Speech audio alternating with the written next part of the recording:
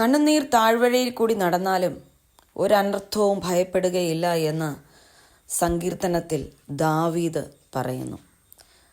എന്തുകൊണ്ട് ദാവീദ് അപ്രകാരം പറയുന്നു?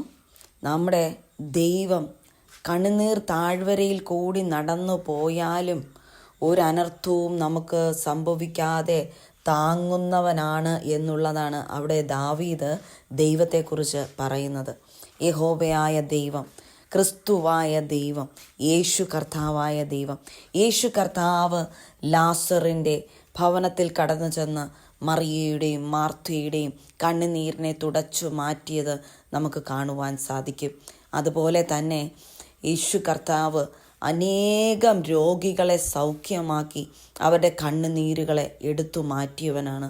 ദാവീദ് പുത്ര, എന്നോട് മനസ്സലിയണമേ എന്ന് ആ കുരുടൻ യാചിച്ചപ്പോൾ ശിഷ്യന്മാർ അവനെ വിലക്കി. എന്നാലും യേശു കർത്താവ് ആ ശബ്ദം കേട്ടിട്ട് തിരിഞ്ഞു നിന്ന് അവൻ്റെ യാചനയുടെ ശബ്ദം കേട്ടിട്ട്, അവൻ്റെ കണ്ണുനീരിൻ്റെ ശബ്ദം കേട്ടിട്ട് അവൻ്റെ കണ്ണുനീർ തുടച്ച് അവന് പൂർണ്ണമായൊരു വിടുതൽ കൊടുത്ത് അവന് കാഴ്ച കൊടുത്തവനാണ് യേശു കർത്താവ്. അതുപോലെ രക്തസ്രാവം പിടിച്ച സ്ത്രീ എന്തുമാത്രം കരഞ്ഞിട്ടുണ്ടാകും. ബ്ലീഡിങ്ങിൽ ഭാരപ്പെട്ടിരിക്കുന്ന അനേകം വ്യക്തികൾക്ക് ബ്ലീഡിംഗ് രോഗത്തിൽ ഭാരപ്പെടുമ്പോൾ എന്തുമാത്രമാണ് അവർ ശാരീരികമായി പ്രയാസപ്പെടുന്നതെന്നും എന്തുമാത്രമാണ് മാനസികമായി വ്യത അനുഭവിക്കുന്നു എന്നും മനസ്സിലാക്കാൻ സാധിക്കുന്നതാണ്. ആ വ്യക്തികൾക്ക് മനസ്സിലാകും ആ സ്ത്രീ എന്തുമാത്രം കരഞ്ഞിട്ടുണ്ടാകും, എന്തുമാത്രം കണ്ണുനീർ ഒഴുക്കിയിട്ടുണ്ടാകുമെന്ന്. ആ കണ്ണുനീരിനെ ഒരു നിമിഷം കൊണ്ട് അവളുടെ വിശ്വാസത്തെ കണ്ട കർത്താവ് എടുത്തു മാറ്റിയത് നമുക്ക് കാണുവാൻ സാധിക്കും. അതുപോലെ യായിറോസിൻ്റെ മകൾ മരിച്ചപ്പോൾ ആ ഭവനം ഒരു കരച്ചിലിൻ്റെ കണ്ണുനീരിൻ്റെ ഭവനമായി മാറിയതായ സമയത്തും യേശു കർത്താവ് യായിറോസിൻ്റെ വിശ്വാസത്തെ കണ്ടിട്ട് അവിടെ ആ ബാലയ്ക്ക് ഒരു ഉയർത്തെഴുന്നേൽപ്പ്, ആ മരിച്ചതായ ആ പൈതലിനെ ഉയർത്തെഴുന്നേൽപ്പിച്ച് ആ ഭവനത്തിലെ കണ്ണുനീരിനെ മാറ്റിയത് നമുക്ക് കാണുവാൻ സാധിക്കും. അങ്ങനെ മാറ്റുന്ന ദൈവമാണ് യേശു കർത്താവ്. നമ്മുടെ ജീവിതത്തിലും കണ്ണുനീരിൻ്റെ അവസ്ഥയിലൂടെയാണോ കടന്നു പോകുന്നത്?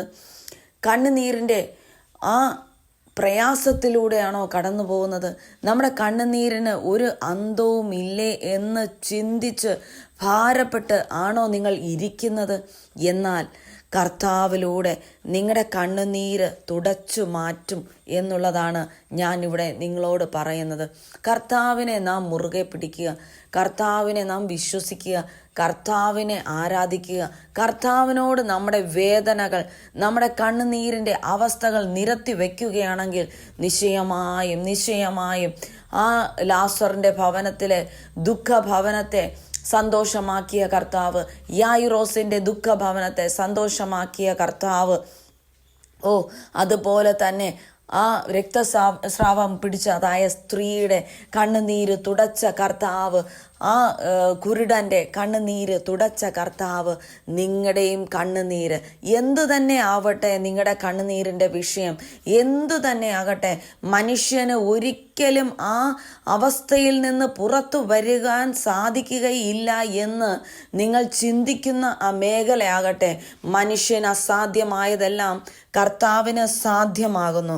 ആ കർത്താവിൻ്റെ മുഖത്ത് നാം നോക്കിക്കൊണ്ട് കർത്താവിൻ്റെ സന്നിധിയിൽ നമ്മുടെ വിഷയങ്ങളെ താഴ്ത്തി ഏൽപ്പിക്കുകയാണെങ്കിൽ നിശ്ചയമായും കർത്താവ് നമ്മുടെ കണ്ണുനീരിനെ തുടച്ചു മാറ്റി ആനന്ദമാക്കി സന്തോഷത്തിൻ്റെ നാളുകളാക്കി മാറ്റിത്തരും.